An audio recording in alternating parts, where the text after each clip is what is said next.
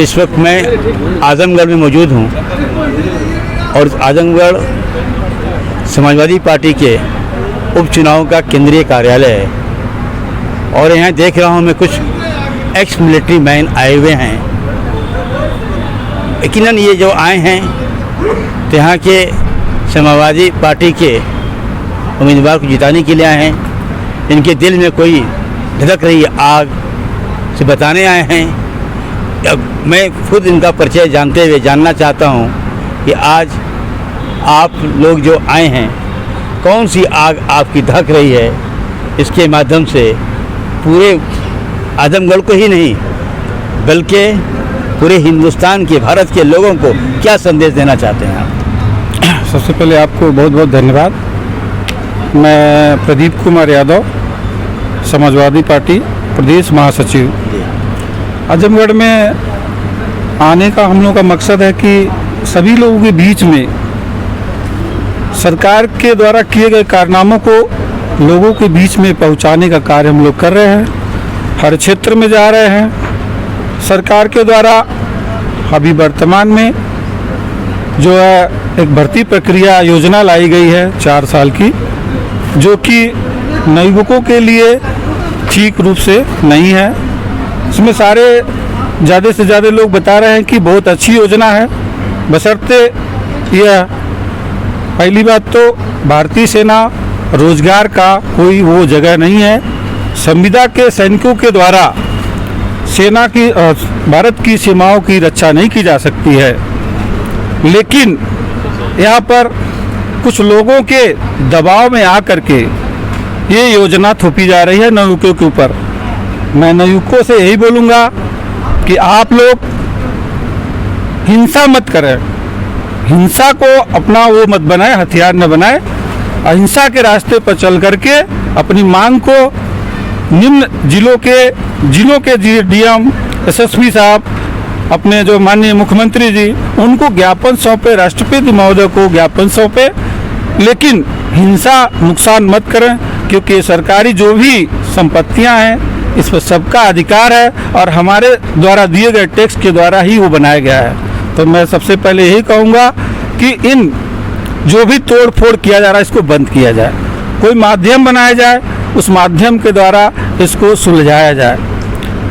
इस भर्ती योजना के द्वारा इस भर्ती को अगर हम 5 साल से ऊपर करते हैं तो उनको ECHS की सुविधा, मेडिकल सुविधा, CSD सुविधाएं, सारी सुविधाएं उनको लागू होगा। लेकिन अगर हम उनको 4 साल के सर्विस देंगे तो उनको कोई सुविधाएं लागू नहीं होगा। एक नौजवान जब भर्ती होता है 17 साल की एज में, एक उम्मीद लेके भर्ती होता है, लेकिन अगर वह 21 साल 22 साल की एज में रिटायर्ड हो जाएगा तो शायद हो सकता हो कि वो उस लायक न रह जाए, क्योंकि आर्मी में जाने के बाद, पहाड़ियों पर चढ़ने के बाद घुटने कंडम हो जाते हैं, बहुत सारी कमियां आ जाती हैं। तो मैं यही कहूँगा कि इसे जो भी योजना लाई गई है, इसी योजना को निरस्त किया जाए और जो पूर्ण रूप से पुरानी योजनाएं थी उसके अनुसार भर्ती किया जाए। अगर निरस्त नहीं किया जा रहा है तो इसमें संशोधन किया जाए।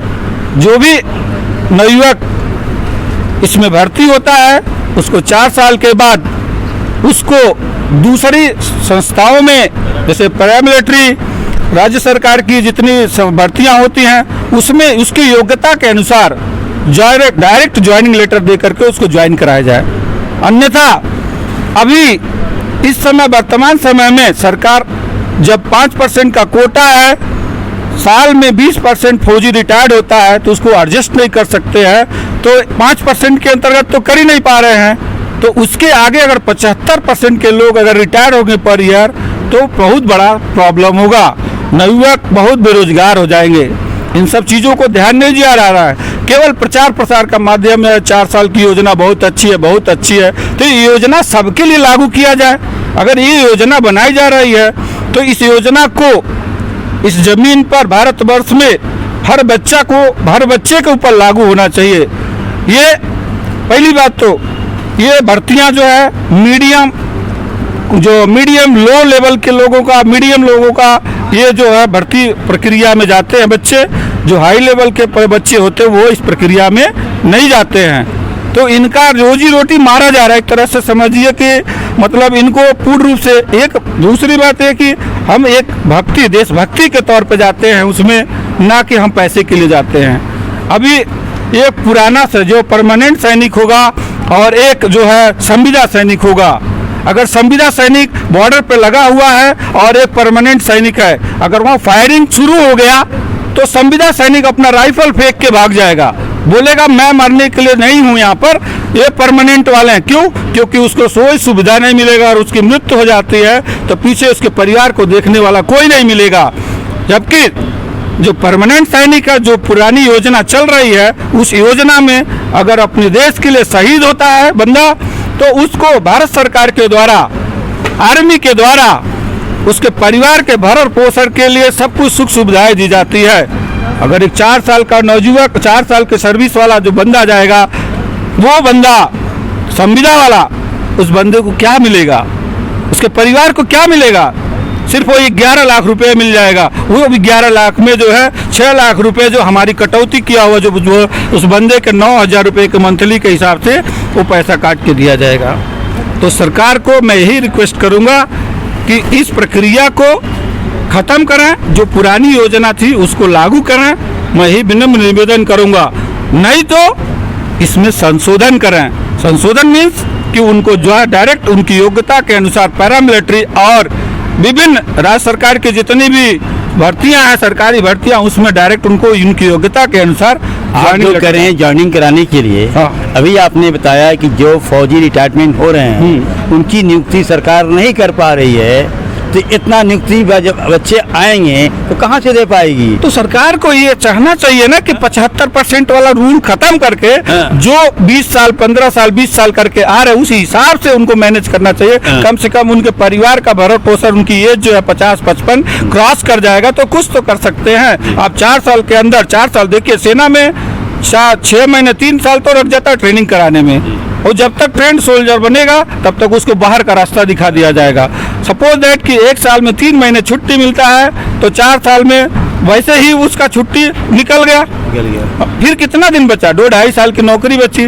2.5 साल में वो ट्रेनिंग। DK सिंह जो आपके रिटायरमेंट हैं, केंद्रीय मंत्री हैं, वो आए हैं आपके मिलिट्री से, वो कह रहे हैं कि आपको इन बच्चों को पॉलिटिकल पार्टी बहका रहे हैं, इतनी अच्छी योजना है, सबको नौकरी मिल जाएगी, बहकाने पे पॉलिटिकल पार्टी की वजह से ये बच्चे ये सब काम। पॉलिटिकल पार्टी कोई बहका नहीं रही है, बच्चों के भविष्य को देखते हुए लोग कह रहे हैं। हम अभी भी बोल रहे हैं, कोई बहका नहीं रहा है। सरकार उसको जो 4 साल का किया उसको कम से कम 10 साल की नौकरी देना चाहिए। सरकार की योजना में 4 साल की नौकरी में उनको कोई सुविधा नहीं मिलेगा, इसीलिए वो 5 साल तक नहीं कर पा रहे हैं। तो ये बताइए कि जो करने वाले लोग हैं वो 5 साल रहेंगे और युवा रहेंगे 4 साल, 71 साल उनकी उम्र हो जाती है मिनिस्टर साहब की, 71 साल की हुकूमत करेंगे, राज करेंगे, PM बनेंगे, मिनिस्टर बनेंगे, और लड़का जो होगा वो 25-22 साल में ही रिटायरमेंट हो जाएगा।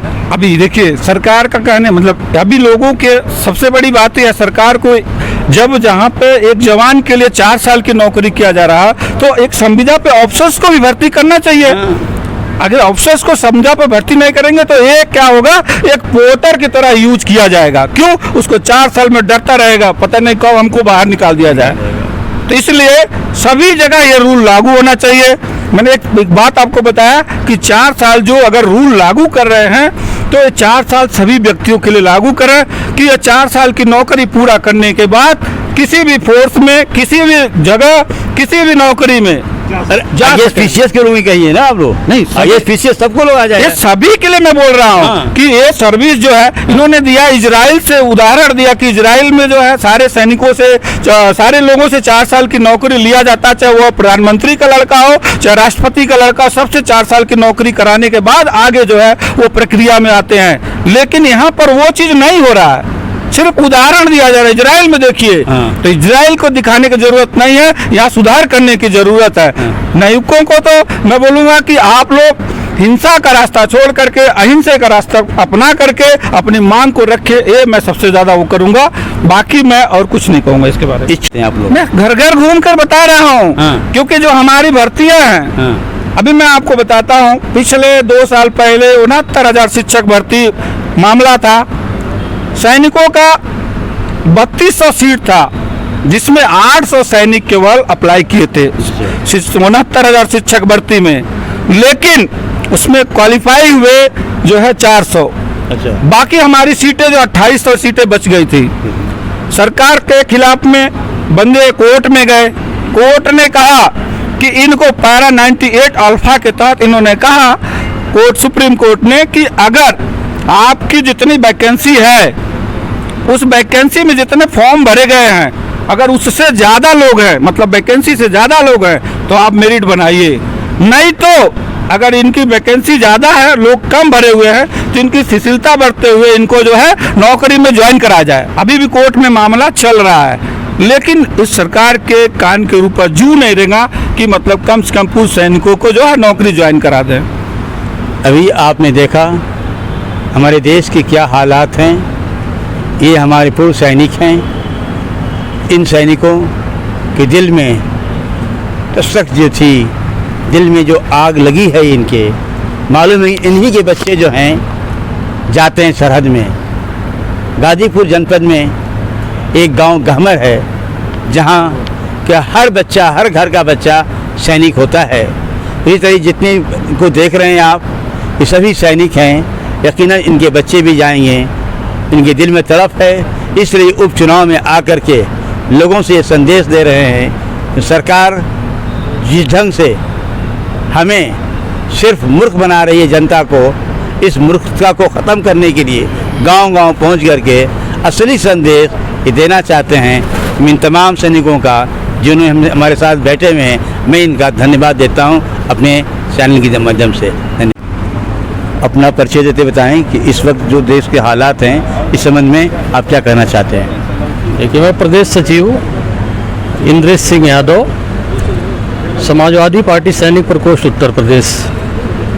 मेरा सबसे पहले कहना ये है और मानना ये है कि जो सरकार की पॉलिसी है, केंद्र सरकार की, ये सरकार की जो पॉलिसी है ये बिल्कुल गलत है।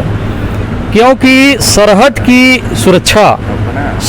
सुरक्षा कभी संविदा पर नहीं छोड़ना चाहिए, क्योंकि उसी सरहद पर जो हमारा जवान तैनात रहता है और सुरक्षा में दिन रात डटा रहता है, अपने जान की परवाह नहीं करता है। हमारे भारत देश की जनता और नेता अभिनेता जो भी हैं, सब लोग चैन की नींद से सोते हैं उसी सरहद के सेनानी के बल पर। नहीं तो श्रीलंका की हाल आप देखिए, क्या हाल हो गई है श्रीलंका की। इसलिए सुरक्षा से समझौता बिल्कुल नहीं होना चाहिए। और हम यही आह्वान करेंगे माननीय प्रधानमंत्री जी से, माननीय गृह मंत्री जी से, माननीय रक्षा मंत्री जी से, कि इस जो बिल पास किए हैं, इस बिल को पुनर्विचार करें और इसको लागू न करें। इसमें पूरे देश की भलाई है और सबकी भलाई है। और मैं साथ साथ जो पूरे भारत में हमारे जो नौजवान साथी हैं, बच्चे हैं, इनसे मैं अपील भी करता हूं, किसी भी हिंसक कार्रवाई में शामिल न हो और धरना प्रदर्शन दें, लेकिन शांतिपूर्वक ढंग से दें। सरकार की संपत्ति को नुकसान मत पहुंचाएं। सरकार की संपत्ति है, वो हमारी संपत्ति है। ट्रेन हमारे लिए बनी है, पब्लिक के लिए बनी है, आम जनता के लिए बनी है। तो उसको नुकसान पहुंचाने से हमारे जनता की, हमारी, हम सबका नुकसान है, हमारे देश का नुकसान है। लेकिन सरहद की सुरक्षा से समझौता जो बिल पास हुआ है, ये किसी के समझ में नहीं आ रहा है। इसमें हमारे जो वरिष्ठ अधिकारी हैं, सेना में जो वरिष्ठ अधिकारी हैं, उनको भी इसके लिए सोचना चाहिए, सजेशन देना चाहिए माननीय रक्षा मंत्री जी को और माननीय प्रधानमंत्री जी को, माननीय गृह मंत्री जी को, कि इस टाइप का, क्योंकि जवान ही है सरहद पर सबसे पहले जमा रहता है उसके बाद तब हमारे जो अधिकारी हैं, या तो नियम पास करना है तो सबके लिए करिए, जैसे अधिकारी जवान। अब देखिए इसमें जो ये भर्ती का निकाले हैं अग्निवीर का, इसमें कोई न रैंक है न कोई पद है, ये क्या चीज़ है। और जैसे आप गहमर का नाम लिए हैं, गहमर का तो वो बहुत बड़ा गांव है, वहाँ से तो घर घर में लगता है कि पैदा होते ही आर्मी के नाम से, देश सेवा के नाम से पैदा होते हैं। हाँ, लेकिन हमारे जो पूरे भारत में लोग हैं, देखिए जगह जगह इसी से आदमी को समझ जाना चाहिए कि जगह जगह जो विरोध हो रहा है, प्रदर्शन हो रहा है, बच्चे कर रहे हैं, तो वो इसलिए कर रहे हैं कि आगे उनके बच्चों की भविष्य खतरे में है। जो हमारा जनमानस है, हमारी जनता है भारत सरकार की, भारत सरकार के जो हमारे पब्लिक कहिए, जनता कहिए, हमारे कुछ भी कहिए, तो उनके जो बच्चे हैं, उनके बच्चे अगला भविष्य उनका खराब हो जा रहा है। और 4 साल में, जैसे 4 साल में जो ट्रेनिंग करेंगे तो 1 साल तो ट्रेनिंग बीत जाएगा, उसके बाद छुट्टी है, और जो हथियार की सिखलाई हो जाएगी तो एक तो पूर्ण रूप से हथियारों की सिखलाई नहीं हो पाएगी, क्योंकि 2 साल प्रोबेशन पीरियड होता है, परीक्षा काल होता है, उसके बाद 1 साल प्रोबेशन पीरियड होता है, 3 साल ऐसे निकल जाता है, 1 साल की ट्रेनिंग है, तो इसी में आधा समय ऐसे ही निकल जा रहा है। तो उसके बाद जब हमारे आएंगे जो 4 साल कर करके नौकरी, तो बताइए को कैसे 25% को रख लेंगे और 75% कहाँ जाएंगे? वो 75% कहाँ जाएंगे बताइए, किस तरफ मुँह हो जाएंगे? उनको तो ट्रेनिंग की सिखलाई हो गई, हथियार चलाना आ गया है, जब वो आकर के बेरोजगार हो जाएंगे तो समस्या हो जाएगी और समस्या हो जाएगी। इसलिए माननीय प्रधानमंत्री जी, माननीय रक्षा मंत्री जी, माननीय गृह मंत्री से ये निवेदन है कि पुनर्विचार करते हुए अगर ऐसी बात है तो इनको तत्काल पैरामिलिट्री फोर्स और पुलिस में और अर्धसैनिक बल जो होती है स्टेट गवर्नमेंट की, जैसे पीएसी है, इनमें तत्काल उनको ज्वाइनिंग लेटर दें। ऐसे विचार करने पर तब कुछ सहमति बन सकती है, नहीं तो जो सेना में 16 साल 17 साल का पीरियड दिया गया है, और उनके वो आदमी इसीलिए शहीद होने से भी डरता नहीं है, वो सोचता है कि हम जा रहे हैं, मर जाएं या कुछ भी हो जाए, हम देश सेवा करेंगे। लेकिन सरकार उनके बीवी बच्चों तक मरने तक की जिम्मेदारी ले लेती थी, इसलिए कोई ये नहीं डरता था कि हम मर जाएंगे कि क्या होंगे। लेकिन जब संविदा पे भर्ती 4 साल के लिए होगी तो कोई रिस्क लेगा ही नहीं। जब गवर्नमेंट नहीं रिस्क लेना चाहेगी तो सुरक्षा करने वाले कौन सा रिस्क लेंगे 4 साल के लिए? धन्यवाद आपका। देखा आपने कि किस तरह से संविदा पे रख करके देश को खतरे में किया जा रहा है, और शायद दुनिया का पहला देश होगा जो अपने देश की सरहद की हिफाजत संविदा पे करने का मन बना ली है, और अब तक कुछ इसने नहीं निर्णय लिया है। यकीनन इसका अगर इन सैनिकों की बातों को केंद्र सरकार ने नहीं सुना तो हो सकता है कुछ भी हो सकता है। G22 न्यूज़ के लिए।